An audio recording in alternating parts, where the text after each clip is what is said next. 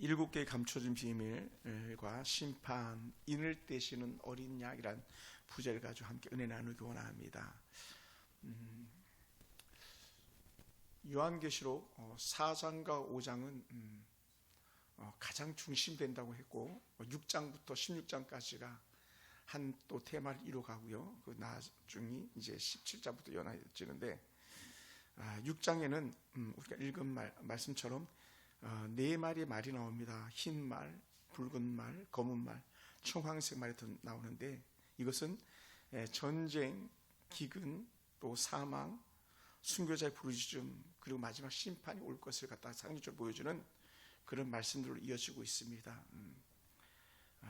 우리가 5장에서 요한이 막 엉엉 울 때에 이 두루마리를 인을 누가 떼겠냐 할 때 뗄 자가 없다고 그랬을 때에 그 뗄 자가 유일하신 분이 계신데 어린 양 예수다라고 그렇게 말씀했던 적이 있었습니다. 그래서 예수님이 그 인을 떼시니까 펼쳐지는 것이 이제 6장부터 이제 16장까지 그 내용들을 갖다가 말씀하시는 것이 이제 두루마리에 있는 내용들이었죠. 여러분 6장은 세상은 흔들릴 것이다. 전쟁과 기근과 죽음과 또 성도들에게는 여전히 박해가 따르게 될 것이다. 그러나 중요한 건 뭐냐? 결론적으로 먼저 말씀한다면 역사의 주인은 언제든지 어린 양 예수다. 또 하나님이시다. 이렇게 표현하는 거예요.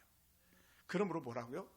이 당시의 성도들에게 이 요한계시를 쓴 분명 목적이 있다 그랬잖아요. 그죠? 위로하기 위해서 썼다 그랬잖아요. 위로. 그죠? 그러니까 성도들에게 하는 말이 뭡니까? 야, 그러므로 너희는 두려워하지 말고 끝까지 견뎌라. 그러니까 요한계시록 전체적인 테마는 그거예요. 너 힘드니 견뎌라. 반드시 주님이 다시 오실 것이다. 이걸 약속해 주고 있는 거죠.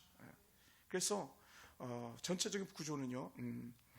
첫 번째가 내 말 탄자를 통해서 세상에 임한 환란을 보여주고, 두 번째는 순교자들의 기도를 통해서 고난 중에도 여전히 하나님은 우리 성도들을 일일이 기억하고 계시다. 그리고 마지막 여섯째 인을 떼고 심판날 올 것을 다시 우리 확정적으로 보여주는 그런 구성을 가지고 있는데, 여러분 어린 양이 인을 떼시는데 1절 이렇게 표현했습니다. 내가 보매 어린 양이 7인 중에 하나를 떼셨다라는 거예요.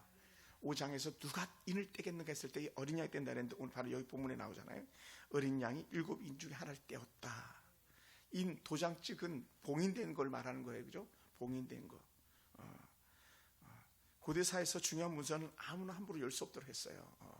여러분 옛날에 우리들도 막 누구 편 좀 떼어보고 싶은데 주인이 아니어서 못 떼었잖아요. 그죠? 그런 적들이 있어요. 뭐 군대에서 뭐 당연히 뗄 수가 없고 그런 것처럼 중요한 문서는 반드시 떼는 사람이 있는데 바로 이 계시의 비밀은 어린 양 예수를 통해서 세상에 드러나게 되었다는 거예요. 여러분, 그리고 주님께서 그 어린 양의 그 인을 떼시는 순간에 모든 것들이 드러나게 되더라는 거예요. 그러니까 세상의 주관자, 나오는 심판의 모든 주관자는 누구다? 어린 양 예수 그리스도다. 여기 우리가 초점이 있어요. 다른 것이 아니라 막 사람들은 막 자기가 어린 양이다, 자기가 보혜사다 이렇게 하는데 절대로 그렇지 않습니다. 모든 주권은 어린 양 예수에게 있다. 왜 이게 그렇게 중요한지 아십니까? 당시에 황제가 큐리오스라 그랬잖아요. 황제가 주라 그랬잖아요. 그런데 그 황제가 아니고 어린 양 예수다 이걸 말하는 거예요. 할렐루야. 그래서 사람들은 어떻게 돼요? 지금 황제가 최고인 줄 알았는데 아니라 그러잖아요. 그리고 누구다? 예수라고. 어린 양 예수. 죽임당하신 어린 양 예수, 부활하신 어린 양 예수, 다시 오실 어린 양 예수가 그 황제를 뛰어넘어간다는 거예요.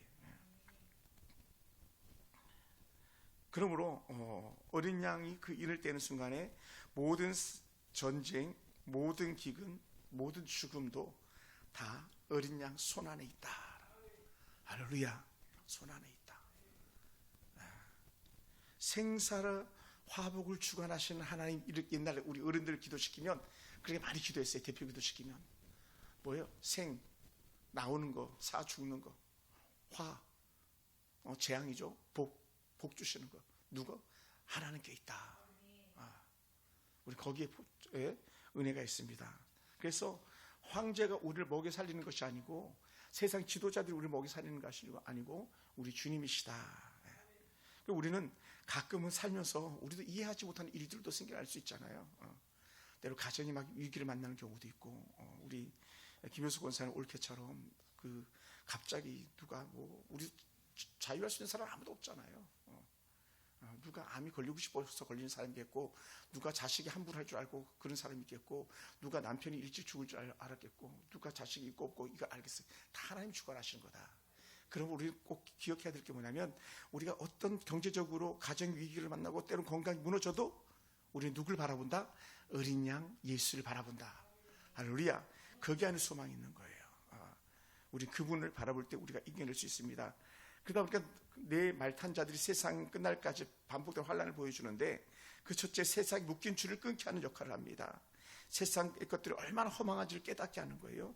그리고 이 말탄자들이 우리에게 깨닫게 하는 게 뭐냐? 믿음을 연단하게 하고 또 더 순수한 믿음으로 주를 바라보게 하는 그런 영적 의미를 가지고 있습니다.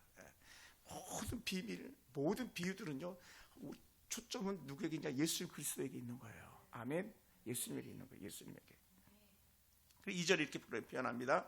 이에 내가 보니 흰말이 있는데 그 탄자가 활을 갖췄고 면류관을 받고 나아가서 이기고 또 이기려 하더라. 라고 해요. 이건요, 성도들의 해석을 이렇게 본다면 그것은 복음의 승리다. 가장 큰 승리는 예수다. 여러분, 세상에 악한 지도자들이 갖고 있는 모델들이 있는데, 그 대표적인 모델을 따라가는 게 뭐냐면 이 흰말을 타는 거예요. 흰말. 그러니까 최근에 북한도 김정은이도 흰말, 김정일이도 흰말, 또 누굽니까? 김일성도 흰말, 그 문선명이도 흰말, 박태선도 흰말, 또 누굽니까? 그 죽은 통일교 죽은 문선명도 흰말, 러시아 푸틴도 흰말, 그 중국의 그 푸틴, 중국의 그 시진핑도 흰말, 다 흰말 타는 거예요. 왜 그럽니까? 자기가 승리했다는 걸 상징적으로 들을 때 항상 흰말을 강조한다는 거예요. 그래서 이 흰말은 정복자나 적그리스도의 미혹으로 그렇게 사람들이 생각하는데 그렇지 않다는 거예요. 예수 그리스도의 승리를 말하는 거예요. 아멘. 흰말 탄자 주의 승리예요. 주의 승리. 그리고 이 뒤에 나오는 붉은 말과 검은 말과 청황색 말이 또 이어서 나옵니다만은, 여러분, 세상은요 늘 자기가 이길 것처럼 말합니다만은 최종적 승리는 누구에게 있냐? 흰말 타고 오시는 예수 그리스도에게 있다는 거예요. 할렐루야. 여러분, 근데 반면에 세상은 또 뭐라고 말합니까? 권력이 최고라고. 예수님이 말씀하셨던 돌이 최고라고. 또 세상은 많은 지식에 압도됐던 그런 시대에, 이 시대가 아주 막 철학이 발달하던 그런 시대거든요. 철학이 막 유명한 철학자에 나오던 그런 시대예요. 흔히 말하는 소크라테스, 아리스토텔레스 같은 그런 시대에 철학자들이 나오던 그런 지식의 사변가들이 막 탁월하니까 어떻게 돼요? 사상과 지식이 최고라고 말했는데 다 아니라는 거예요. 다 아니다. 참된 승리는 예수 그리스도다. 돈도 명예도 권력도 아니고 예수가 최고다. 근데 여러분, 잘못된 거에 빠지다 보니까는 사람들이 허망해지는 거예요. 인기 절정에 있던 그 연예인들이 갑자기 섭외가 안 되고 그냥 방만 지키고 있고 막 아르바이트 해야 되고 막 이런 상황이 올 때에 걔네들은 멘붕에 빠져버리고 마는 거예요. 근데 거기에 완전히 올인해서 그 인기가 최고라고 생각했기 때문에 그런 거지, 그걸 아무것도 아닌 거품으로 여겼다면요 무너질 자가 없는 줄 믿습니다. 할렐루야. 우리는 세상의 어떤 힘보다도 예수 그리스도가 내 구세주라고 하는 그런 복음이 확실히 있으면요 우리는 언제든지 이긴 자의 편에 서게 되는 줄 믿습니다. 할렐루야. 할렐루야. 그래서 우리는 세상의 어떤 인정, 세상의 어떤 자랑거리보다 내 구주 예수를 더욱 사랑, 내 구주 예수를 더욱 자랑, 이렇게 나가기만 하면 되는 줄 믿습니다. 할렐루야. 그래서 오늘 이 어린 양의 백성들은요 세상의 면류관이나 세상 헛된 것이 아니라 주님의 생명의 면류관을 갖다 기대하는 그런 사람이 되어야 된다는 거예요. 그러니까 땅의 면류관이 아니라 우리 천사의 면류관을 고대하는 그런 사람인 줄 믿습니다. 할렐루야. 우리 그걸 바라보는 사람이에요. 그 둘째는 이렇게 나옵니다. 4절부터인데, 이에 다른 붉은 말이 나오더라. 그 탄자가 허락을 받아 땅에서 화평을 취하여 버리며 서로 죽이게 하고 또 큰 칼을 받았더라. 이제 이 붉은 말 탄자는 오는 게 전쟁이죠. 전쟁을 상징하는 거 있습니다. 전쟁과 피 흘림을 상징하는 거예요. 예수께서도 이 종말에 나타날 현상에 대해서 이렇게 말했습니다. 민족이 민족을, 나라가 나라를 대적하여 일어나겠다라고 이렇게 말씀했습니다. 가정에서 부모와 자식이 왼수가 되고 막 이런 얘기도 하신 적 있었잖아요. 전쟁. 사람들은 평화를 말하지만 죄가 점점 더해가는 것을 우리가 바라보게 됩니다.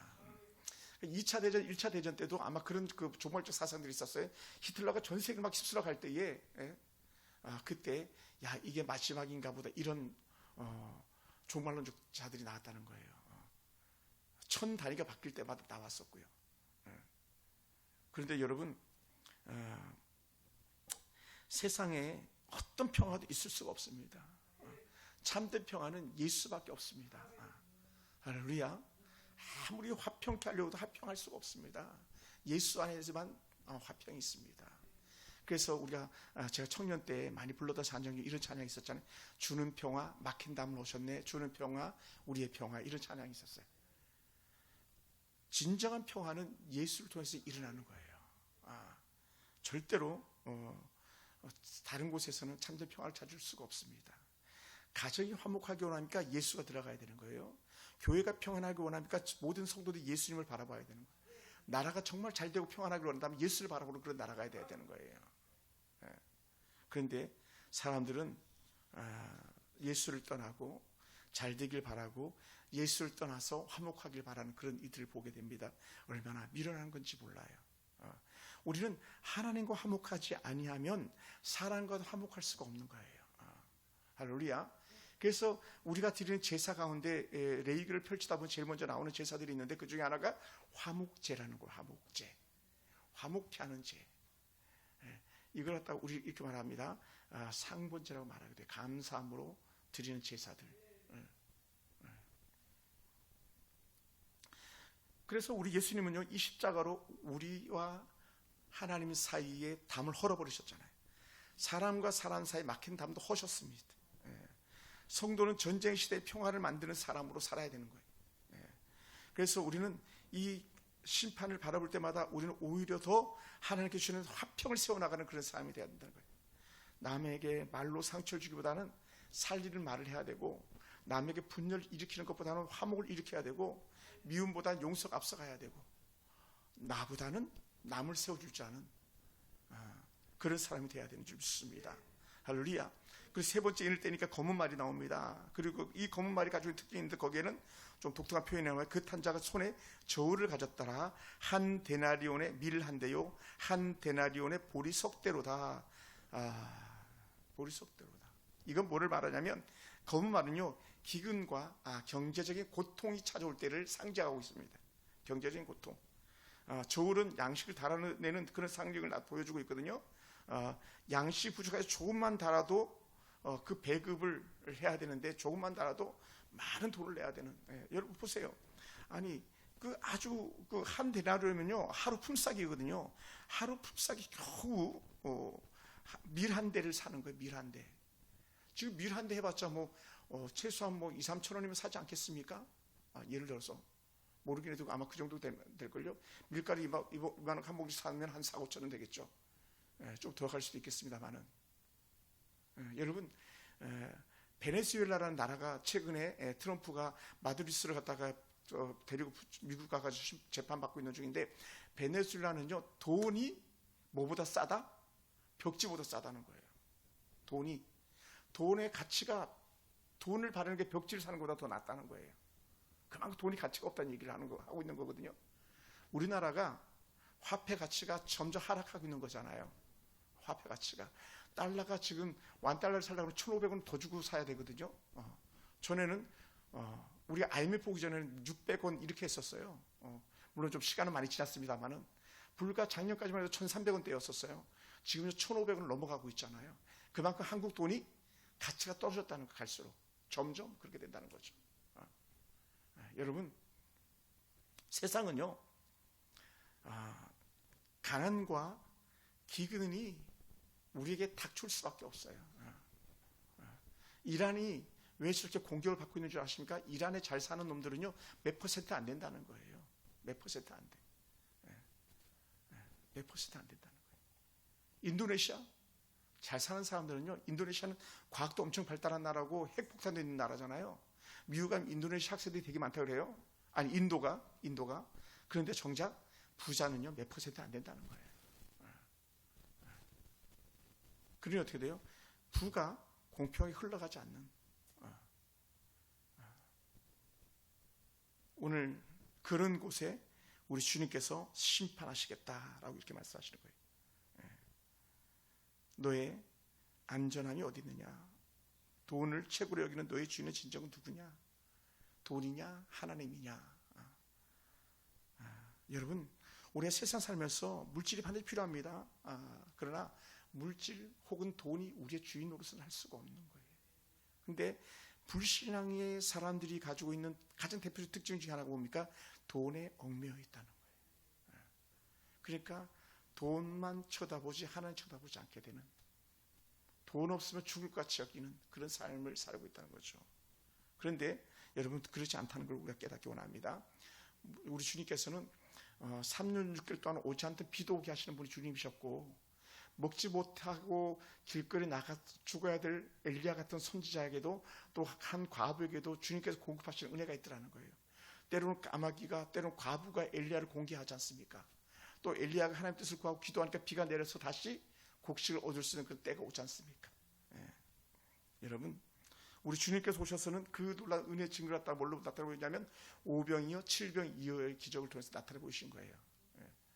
말도 안 되는 오병이어 7병이어, 보리도 5개, 물고기 2마리 가지고 5,000명 2만 명이 먹고도 남았다, 12가구를 거뒀다. 이거는요 하나님이 창조주인 것을 나타내 보이시는 증거이거든요. 그러니까 오늘 우리가 물질의 주관자인 것을, 하나님이 우리의 주관자인 것을 깨닫는 지혜가 있길 주님으로 축원합니다. 할렐루야. 그러므로 우리는 반드시 돈은 필요합니다. 그런데 우리는 꼭 기억해야 될 것이 돈보다 하나님이다. 여호와는 나의 공급자. 이 고백이 우리가 떠나서는 안 되는 거예요. 그러니까 가끔 이렇게 저도 하나님 돈이 필요합니다 하면은 갑자기 막 돈이 온 예를 저는 여기서 사역하면서 많이 경험했거든요. 하나님 500만 원이 필요합니다 했을 때 500만 원을 보내주시고, 할렐루야, 그런 걸 직접적으로 경험했었거든요. 또 때로는 누가 돈을 줬는데 이거 보니까 내 돈이 아닌 것 같아서 가지고 있었더니 그것이 하나님께서 쓰시는 또 다른 곳이 있었다.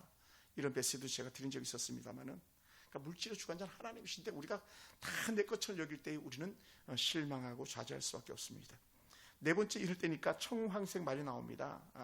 8절인데 내가 보면 청황색 말이 나오는데 그 탄 자의 이름은 사망이나 음부가 그 뒤를 따르더라. 이 사망은요 완전한 생명과 단절을 말하는 거예요. 생명과 단절. 오늘 전쟁과 기근과 전염병들로 인해서 찾아오는 게 뭔가 죽음인 거죠. 그리고 모든 생명체는 뭐라고요? 죽음을 가장 두려워한다고 했잖아요. 우리 그 자매도 돌아가시기 전에 이렇게 드론드론 그런 얘기를 들었습니다만은, 제가 직접 듣지 못했지만 하나님께 날 고쳐주셨으면 좋겠다 이런 고백을 했었습니다만은, 그럼에도 불구하고 저는 또 이렇게 말씀드리게 됐어요. 잠자듯이 주님께서 불러가실 수도 있다. 근데 죽는 게 아니고 자는 거다 이렇게 말씀했는데, 진짜로 잠을 자다가 마지막을 임종을 했다고 얘기하시더라고요. 자는 중에. 그건 큰 복이긴 하지만 약간 아쉬움도 있습니다. 워낙 너무 젊은 나이에 그렇게 소천해서.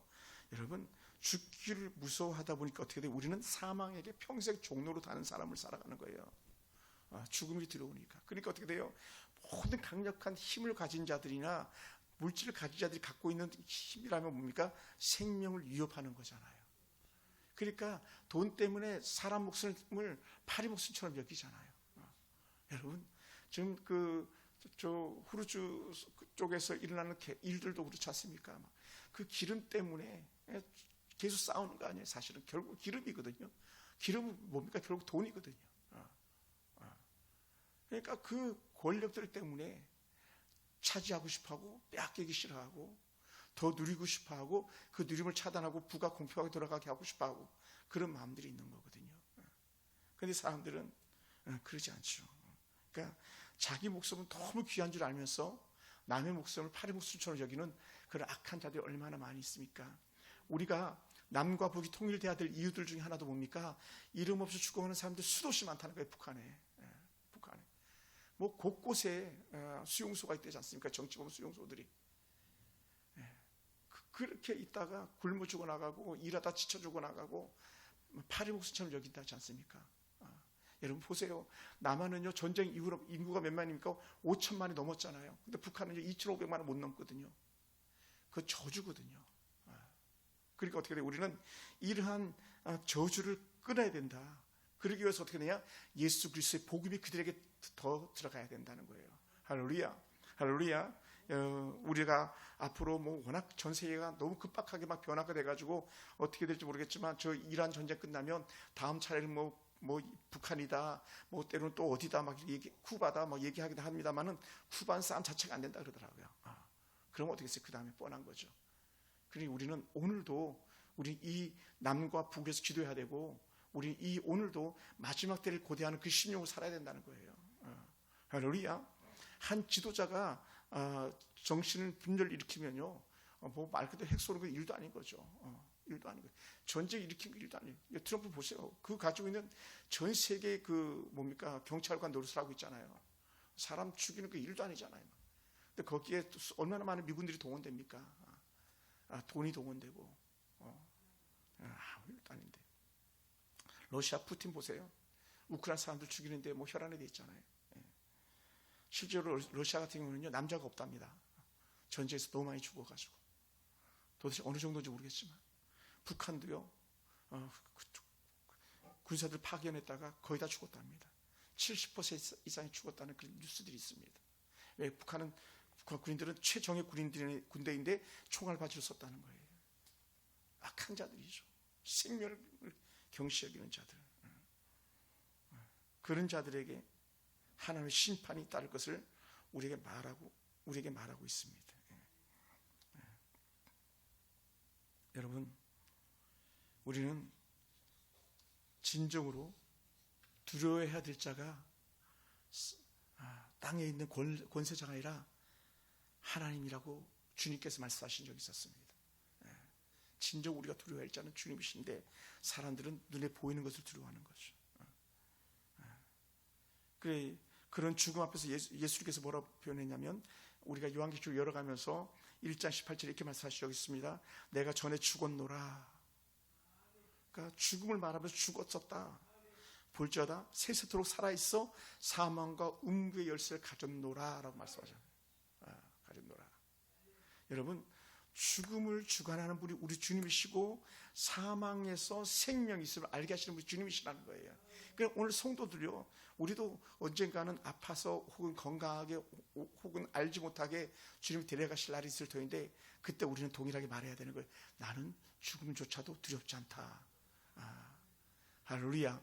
그러니까 우리 찬송할 때에 주 안에 있는 나에게 딴 것이 있으랴, 그 고백이 진실해야 되는 거죠. 진실해야 됩니다. 어느 누구도 예외가 없습니다. 저는 군생활하면서 저보다 훨씬 젊은 친구들이 갑자기 죽는 것들을 많이 봤습니다. 뭐 거의 대다수가 자살이었습니다만 아무도 내일을 보장할 수가 없습니다. 오늘 하나님께서 주신 은혜 가운데 우리가 거닐 수 있게 되길 원합니다. 그리고 9절을 같이 한번 읽어볼까요? 9절 다 같이 시작.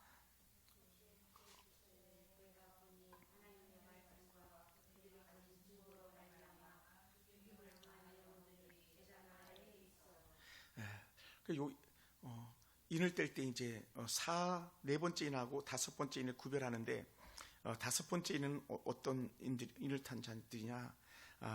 이럴 때 이제 말탄자가 나오지 않고요. 여기서 순교자들의 영혼이 드러납니다. 순교자들의 영혼. 다섯째 인을 떼실 때 내가 보니 하나님의 말씀과 그들이 가진 증거로 말미암아 죽임을 당한 영혼들이 제단 아래에 있다라고 말해요. 제단 아래에 있다. 이 표현은 제단 아래에 있다는 말이 뭐냐면 성도들이 하나님 앞에 제물되었다라고 하는 거예요.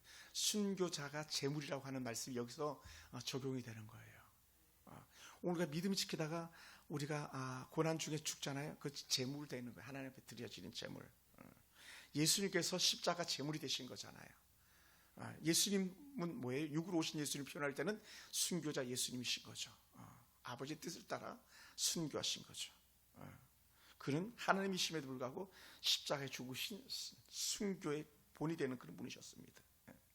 그래서 이 은혜 가운데 우리에게 증언했다라고 하는 거예요. 증언했다. 증거가 되었다. 증언했다. 신앙의 아름다운 고백이었다. 거기서 나온 단어가 이제 순교자다라고 하는 그런 단어가 나왔다는 거예요. 오늘 우리가 증거하는 자가 어떤 사람이냐? 순교자다. 그러니까 우리는 사도행전을 읽든지 서신서를 읽어가면서 하나님의 뜻대로 살다가 순교한 제물들은 다 순교자다. 순교자다. 예수님의 11사도는 다 순교자다. 또 마띠아까지 포함해서 다 순교자다. 오늘 저와 여러분이 믿음으로 살다가 믿음 안에서 죽으면 다 순교의 제물된 줄 믿습니다. 할렐루야. 여러분, 그 초대교회 성도들은요, 하나님과 황제와 바꾼 거예요. 그 당시 사람들은 황제를 향해서 전적으로 살았지만 그리스도인들은 황제가 아니라 하나님을 향해서 예수 그리스도를 향해서 전적으로 사는 거예요. 그러다 보니까 어떻게 해요? 당연히 황제가 싫어하죠. 거세 죽이지 않았습니까? 그러니까 그들은 순교의 제물이 되었죠. 사실은 신학 책들을 이렇게 읽어보면 뭐 우리가 말할 수 없는 끔찍함들이 있어요. 순교의 제물 되는 게 얼마나 끔찍합니까? 여러분, 믿는 자라고 하는 것 하나와 또 유대인이라는 것 하나 때문에 얼마나 많은 박해들이 있었습니까? 그것은 다 순교자의 제물들이었었죠. 여러분, 그렇다면 오늘 우리는 이 믿음의 선배들은, 이 요한이 이 편지를 쓸 당시의 선배들은 예수 그리스도의 복음을 증거하다가 순교자가 됐고 자기의 신앙의 정절을 지키다가 순교자가 됐는데 우리는 오늘날 살아가면서 어떤가 한번 질문해 봐야 됩니다. 여러분, 요즘은요 우리에게는 그렇게 순교다 할 만큼 그렇게 가치 있을 만한 것들이 뭐가 있습니까? 거의 잘 없다고 봐요. 오늘 우리 성도들은요 뭐 돈이 전부다 말하는 사람도 없잖아요. 사실 또 쾌락이 전부다고 말하는 사람들도 없습니다. 그럼에도 불구하고 우리가 꼭 기억해야 될 것이 있다면 신앙의 확고한 노선이라고 말하죠. 선을 그어야 되는 거예요. 우리 정치인들처럼 여당이냐 야당이냐, 나는 여당도 아니고 야당도 아니고 중도다 이렇게 표현하는 중도층들이 있다고 하는데, 뭐 중도층에 의해서 뭐 선거가 결판난다고 하는데, 근데 중요한 건 뭐냐면 신앙은요 중도가 없다는 거예요. 그러다가 제가 책 서져 있는 책 제목을 이렇게 말해요. 신앙의 중간지대는 없다라는 거예요. 우리 남한과 북한은 중간지대가 있잖아요. 그죠? 휴전선이 있습니다. 군사분계선이 있습니다. 그런데 신앙에는 이것도 아니고 저것도 아닌 건 없다라는 거예요. 그러니까 갈멜산에서 엘리야가 그 백성들에게 했던 게 뭐냐입니까? 오늘날 너희가 선택하라, 선교자를 오늘날 택하라 했을 때 이 사람들은 쭈삣쭈삣하며 중간지대에서 머물렀다는 거예요. 왜? 세상적 논리로 봤을 때 바알을 따라야 될 것 같고, 지금 엘리야를 보면 하나님을 따라야 될 것 같고, 머뭇. 물론 오늘 이 자리에 오신 분들은 단 한 분도 그런 분이 계시지 않겠지만 우리는 분명한 선을 그어야 된다라는 거예요. 우리의 생사화복을 주관하는 분은 주님이시기 때문에 우리의 모든 생명은 주께 있습니다. 그러므로 나는 순교자의 제물이 되겠습니다라고 하는 신앙의 고백이 있다면요, 우리는 정말 멋진 신앙생활을 하는 사람들이 될 거예요. 그러다 보니까 우리 10절 한번 읽어볼까요? 6장 10절 제가 한번 읽어보겠습니다.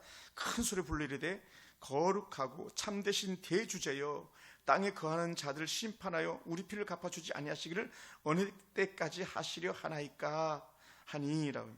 순교자들의 그 기도예요. 순교자들의 기도. 하나님, 언제 우리 원수를 갚아주시겠습니까? 언제 우리 원수를 갚아주겠습니까? 일제시대 때 그랬다 그러더라고요. 믿음의 선배들 설교나 책들 보면 저 서쪽 노을에 조그마한 손바닥만한 구름만 보여도 주님이 오실 것 같다 했던 그런 신앙의 고백들이 있다 그래요. 왜? 일제강점기가 워낙 핍박이 심했었으니까. 여러분, 가까이 서대문 교도소 가보면요, 뭐 서대문 뭐라고 지금 표현하는지 모르겠는데 가보면 정말 일제강점기 때 우리 한국 사람들 얼마나 괴롭혔는지 갖다가 거기 가보면 고문 도구를 보면 알 수 있어요. 고문 도구를 보면 정말 흉측합니다. 저도 한 번 가봤는데 정말 흉측합니다. 그 죽은 사람을 갖다가 태우는데도 그 서대문 교도소 안에 이렇게 있고 옆에 제일 구석대에 이렇게 있더라고요. 거기서 죽으면 그 시체 꺼내다 거기서 그냥 바로 태워버렸다고 하는 그런 얘기도 듣습니다. 옆에 있는 사람이 언제 죽어나갈지 모르는 거예요. 독립운동하다가 신사참배에 거절했다가 그렇게 죽어나갔다는 거예요. 여러분, 그렇다면 지금 우리는 얼마나 좋은 신앙생활을 할 수 있는 그런 때에 있습니까? 뭐 굳이 표현한다면 우리 교회 와서 말씀드렸던 김광식 목사님 같은 경우 남해도에서 2,000명, 3,000명 사역하다가 교회를 고스란히 다 폭파시켜버리고 빼앗아버리고 그래 떠돌다가 결국은 뭐 화병이죠. 간암으로 돌아가셨지만 거의 화병 아니겠습니까?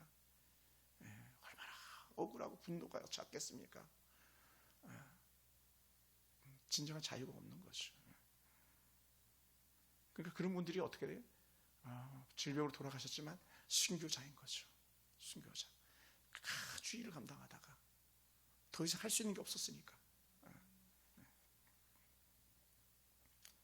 로마서 12장에 보면 이렇게 말씀합니다. 12장 19절에 원수 갚는 것이 내게 있으니 내가 갚으리라고 주께서 말씀하시니라.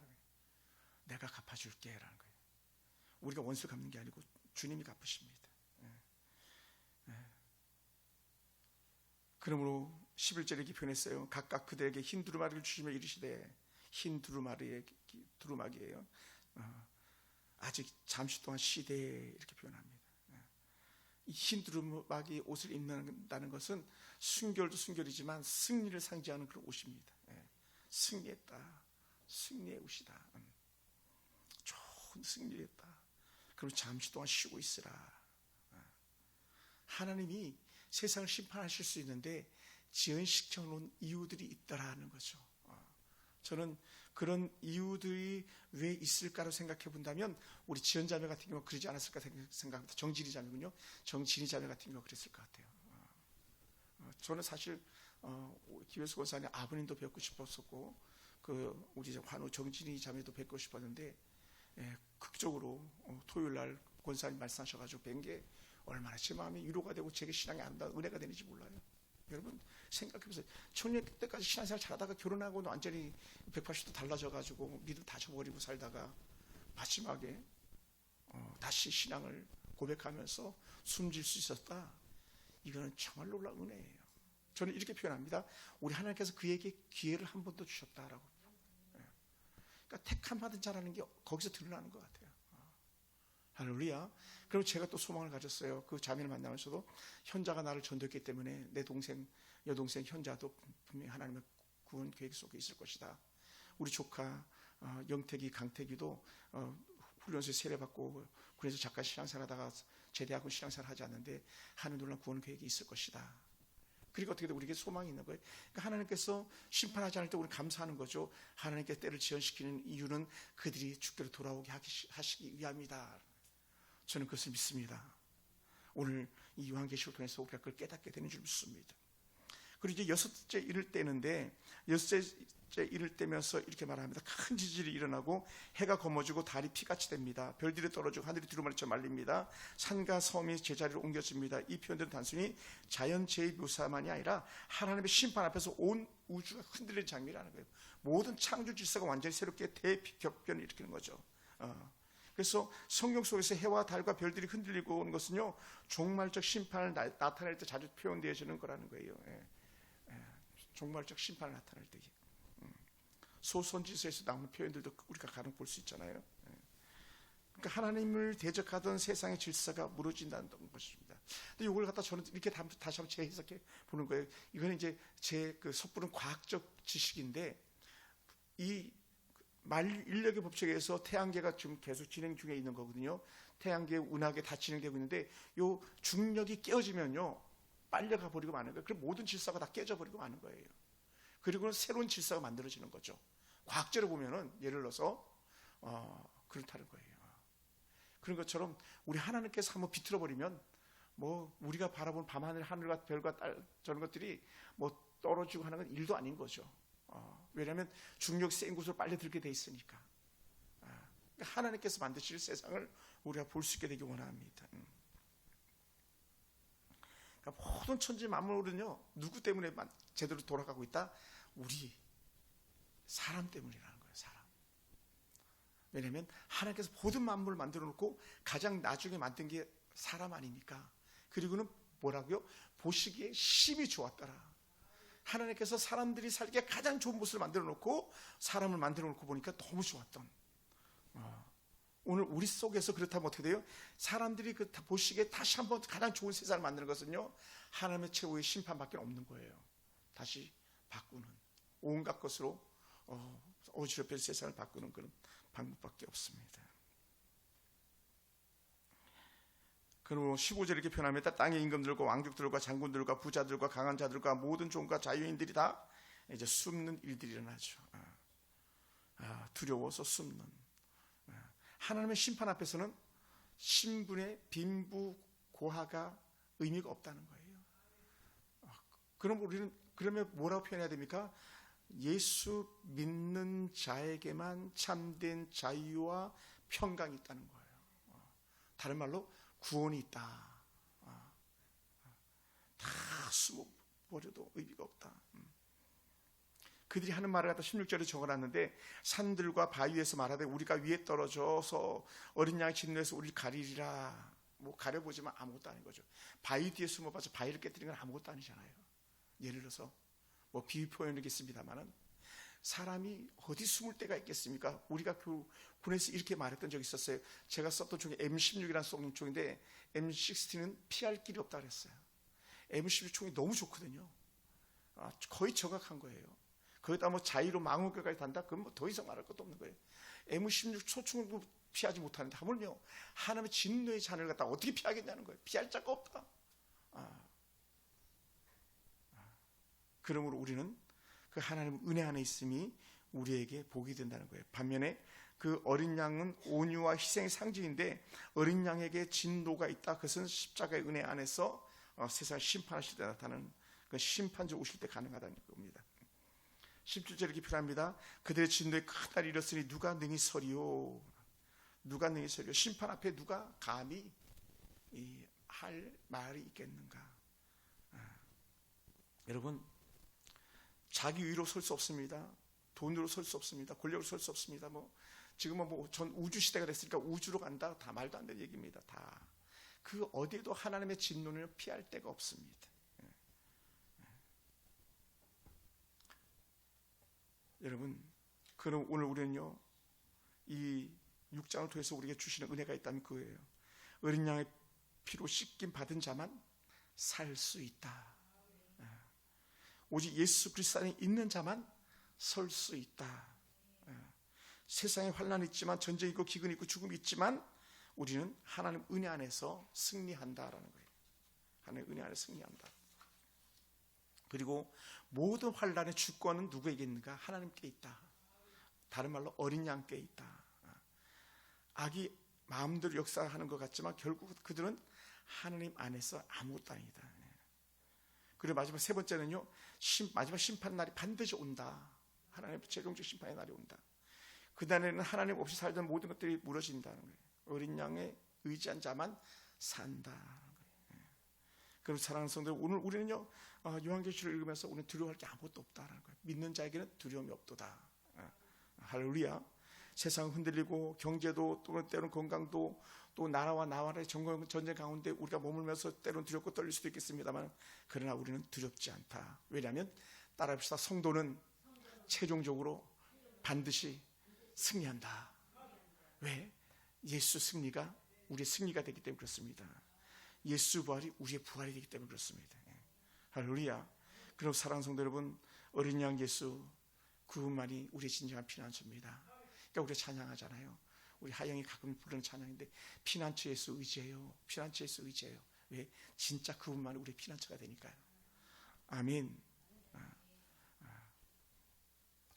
사랑하는 성도 여러분, 인을 떼시는 분은 우리 주님이시고요. 어떤 인을 떼더라도 성도에게는 자유와 평강이 있다는 것을 우리 결코 잊어서는 안 되는 거죠. 사람들은 이 요한계시록 가지고 협박하고 공갈 협박하고 악한 이단들은 요한계시록 가지고 성도들 미끼로 물어가지고 회유해서 사망으로 끌고 가는데 결코 그렇지 않습니다. 그럼 우리는 끝까지 이 복음 안에서 승리하기를 주님으로 축원합니다. 할렐루야. 기도하겠습니다.